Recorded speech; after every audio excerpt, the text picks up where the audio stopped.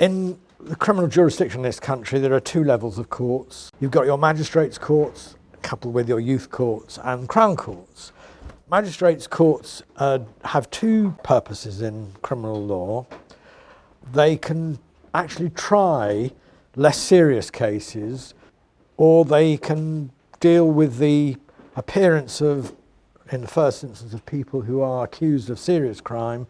They will then be the filter by which those cases are then sent to the Crown Court for trial. Magistrates' courts are staffed, or the tribunals are mainly provided by, recruited from the public. So you have lay magistrates, that's magistrates who aren't paid, they're volunteers, members of the public who apply to become justices of the peace, as they're called, and they sit in most magistrates' courts. They don't get paid, and it's purely voluntarily.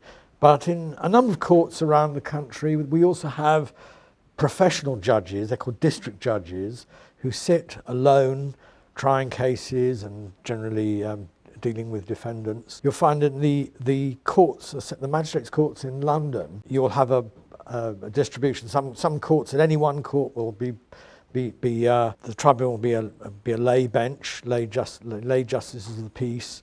Other courts in the same building will be presided over by a district judge. As I said, they will try less serious cases, which the courts decide can be suitable for trial in the magistrates' court. They're not so serious that they have to be sent to the Crown Court for trial by judge and jury.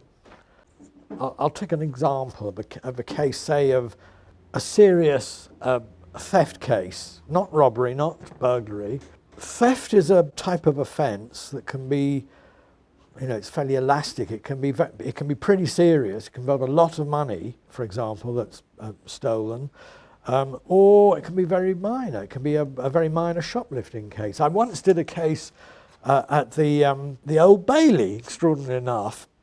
It was a case that wouldn't have been tried at the Old Bailey, the Central Criminal Court in London. But it happens in the summer. They sometimes send, because there are less courts working, at least this used to be the case, they would sometimes send cases from the more minor Crown Courts in London up to the Old Bailey, purely because of the question of the amount of business that they had to contend with. So this case of theft was sent to the Central Criminal Court, the Old Bailey, for trial.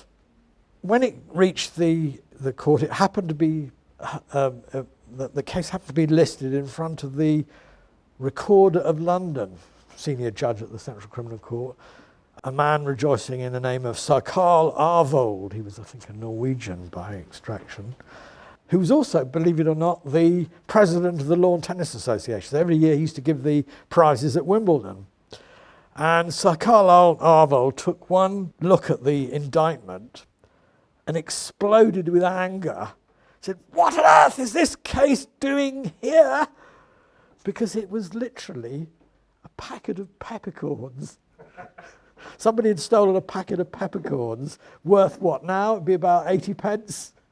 And they decided to bring it before a court. The defendant, who could have been tried in the magistrates' court because it was so senior, but in theft cases, every defendant has a right to be tried in the Crown Court before a judge and jury, however minor the case is, however small the amount is that they stole.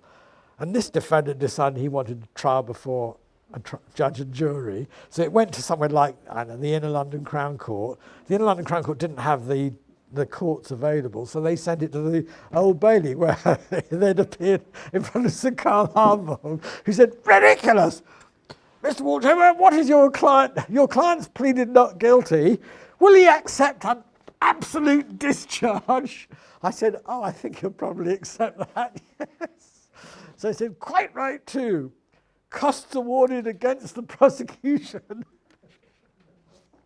Anyway, so that's an example of a case that's so minor that even with a very minor case, it can go before, it can appear at the highest court in the land.